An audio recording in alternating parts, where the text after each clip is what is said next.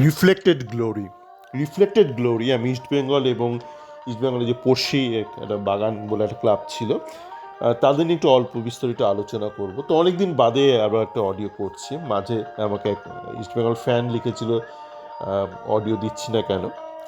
তো দেখুন, এই অডিওটা কিন্তু আমার কোনো মানে অডিও দেওয়ার কোনো ওরকম নেশা নেই, বা এটা পেশাও নয়, আর ওইটা কোনো ইউটিউব চ্যানেলও নয়।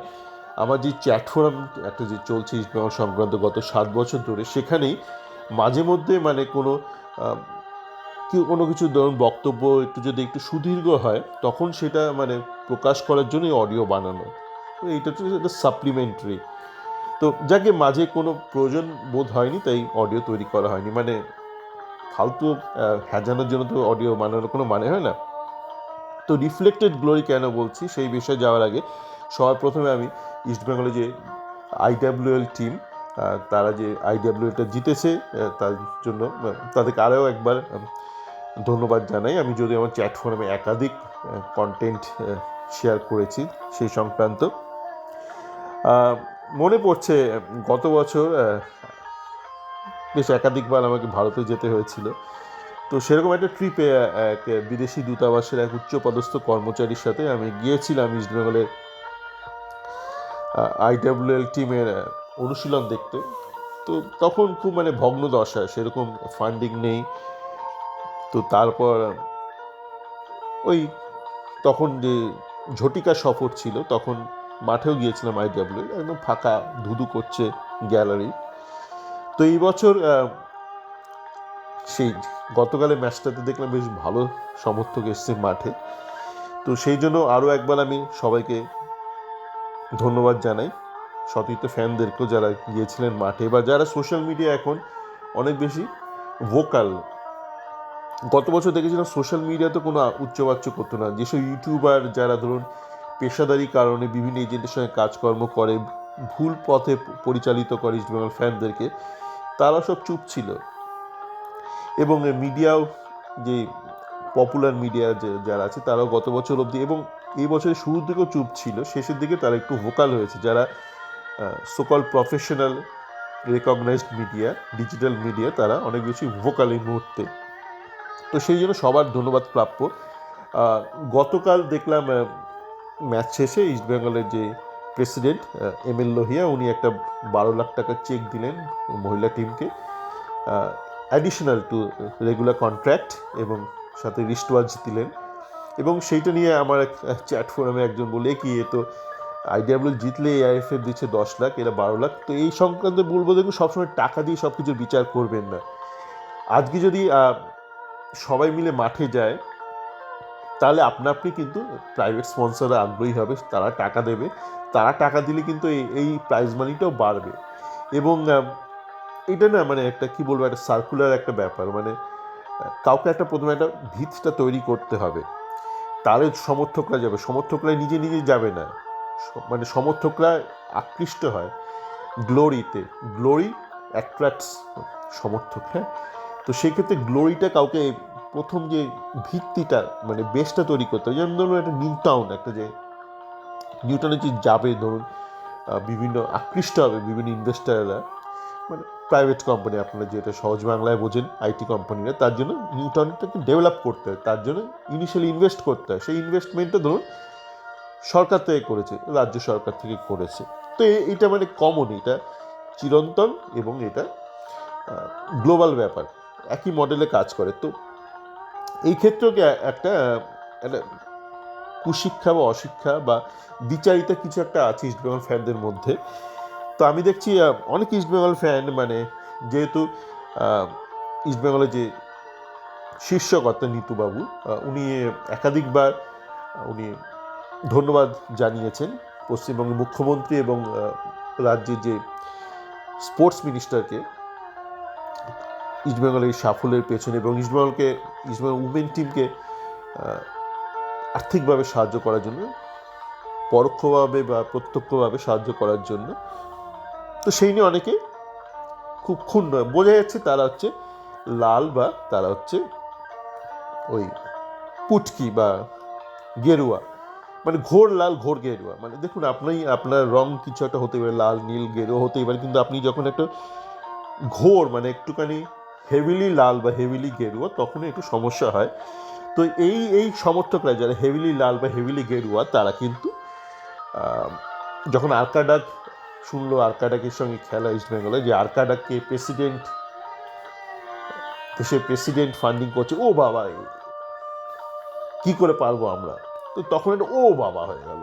বা ধরুন গত বছর পর্যন্ত যখন উড়িষ্যা রাজ্য সরকার ফান্ডিং করছিল ওদের পুরুষ টিম এবং মহিলা টিমকে, ও বাবা কি দারুণ করেছে, কিন্তু যখন পশ্চিমবঙ্গ সরকার ফান্ডিং করছে, না এ কি চটি চাটা এসব হয়ে যাচ্ছে।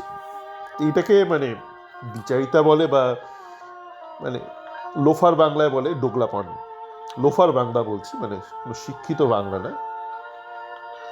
তো এই দ্বিচারিতা বা অশিক্ষা এটা ভালো নয়, এবং এটা সরকারেরই দায়িত্ব। সরকার তো রাজস্ব আদায় করছেই বিভিন্ন ট্যাক্সের মাধ্যমে, ইনকাম ট্যাক্স বা জিএসটি মারফতে রাজস্ব আদায় করছে, এবং সমাজকে ভালো রাখা সরকারের দায়িত্ব। মানে পশ্চিমবঙ্গ সরকার কিন্তু মানে আলাদা করে কোনো ফান্ড জোগাড় করছে না, মানে পশ্চিমবঙ্গের অর্থেই পশ্চিমবঙ্গের ফুটবলের সেবা করছে। ফুটবলের সেবা তো করা উচিত। তো এই রিফ্লেক্টেড গ্লোরি কেন বললাম, এ বিষয়ে আরও আসবো। এই গ্লোরি, এই ব্যাপারটা অবশ্যই একটা গ্লোরি ব্যাপার, তো রিফ্লেক্টেড ব্যাপারটা তো অবশ্যই আসবো। তা আরও একটা ব্যাপার বলি, আমার লাস্ট অডিও দেওয়ার পর্যন্ত ক্লেটন সিলভা ছিল ইস্টবেঙ্গলে, তারপর পয়লা বৈশাখে একটা আনফর্চুনেট একটা ইনসিডেন্ট ঘটে।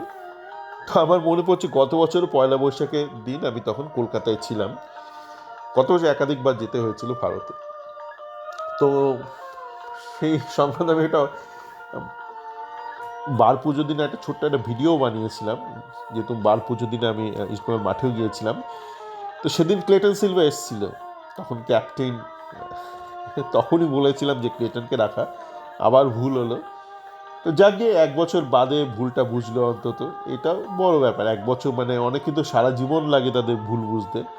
এই 1 বছরের মধ্যে ভুলটা বুঝলো, সেটা একটা বড় ব্যাপার।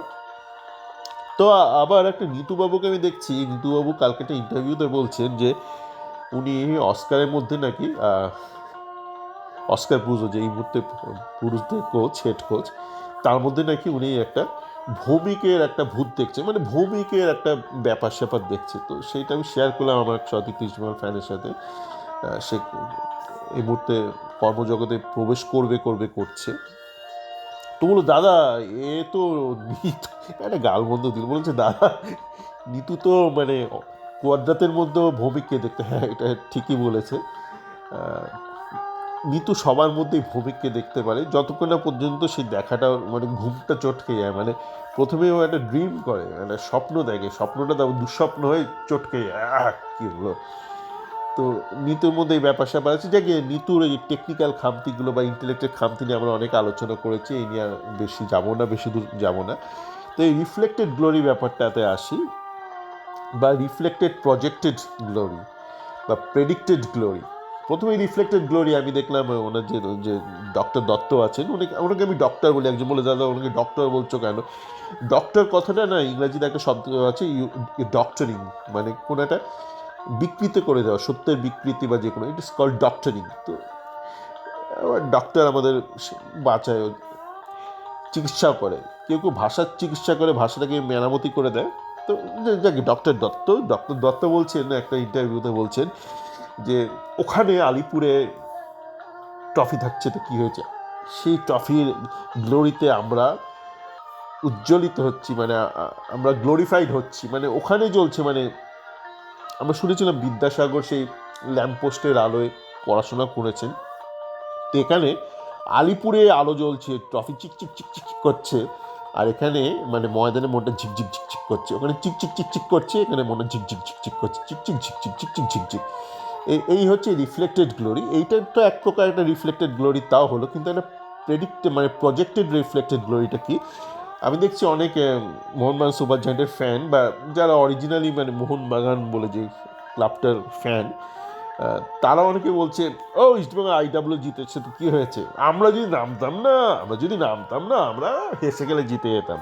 মানে যদি নামতাম না, এই ভেবেই তারা মানে মানে আহ্লাদিত, মানে তারা আনন্দ করছে, যদি নামতাম, যদি আমাদের বাবু যে ডক্টর বাবু আছে, ডক্টর বিজলি বাবু আছে, উনি যদি মানে মহিলাদের জন্য কোথাও ভেবে যদি একটা টিম বানাতেন না, তাহলে আমরা হাসতে খেলতে আমরা আইডাব্লিউটা জিতে যেতাম। মানে এটা হচ্ছে আরেক প্রকার, মানে একজন তো আছে যে মানে ওই আলিপুরে চিকচিক করছে, এখানে মোটা ঝিকপিক ঝিকপিক করছে, মানে এই এক প্রকার গ্লোরি যেটা ডক্টর দত্ত অনুভব করছেন।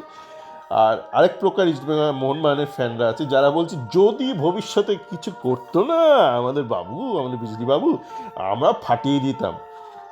তো এই হচ্ছে মানে প্রজেক্টেড রিফ্লেক্টেড গ্লোরি। তো এই আর কি, আর কালকে খেলা আছে ইস্টবেঙ্গলের সুপার কাপ শুরু হচ্ছে, দেখা যাক কী হয়। এই মরশুমে পুরুষদের টিমটা নিয়ে বেশি ভেবে লাভ নেই, সামনের মরশুমে কী হয় ভাবা যাবে। এই মুহূর্তে আমি যেসব ট্রান্সফার রিমারগুলো বেরোচ্ছে সেটা নিয়ে খুব একটা নজরও দিচ্ছি না, অন্তত বিদেশিদের ক্ষেত্রে দিচ্ছি না। তার কারণ হচ্ছে দেশিদেরগুলো মানে গ্রহণযোগ্য মানে হওয়ার সম্ভাবনা আছে, কিন্তু বিদেশিদের ক্ষেত্রে আমি জানি না আদৌ মানে আপনি কি জানেন যে আদৌ কে কোচ থাকবে সামনের মরশুমে? ওই ভৌমিকের ভূত আবার নতুন কারোর মানে ঘাড়ে চাপবে কি না, মানে সে তো নিতুও জানে না। ভৌমিকের ভূত তো মানে সেটা তো নিতুর হাতে নেই। আজকে সে কদ্রাতে ঘাড়ে চেপেছে, কালকে সে অস্কারে ঘাড়ে চেপেছে, পরশু সে কারো ঘাড়ে চাপবে কিনা নিতুও বোধহয় জানে না। তো সেই জন্য বিদেশিদের ক্ষেত্রে আমি খুব বেশি ট্রান্সফার রিউমার নিয়ে অতটা গ্রাহ্য করছি না, দেখা যাবে কী হবে। কালকে খেলাও দেখা যাক কী হয়। চলো, ভালো থাকবেন।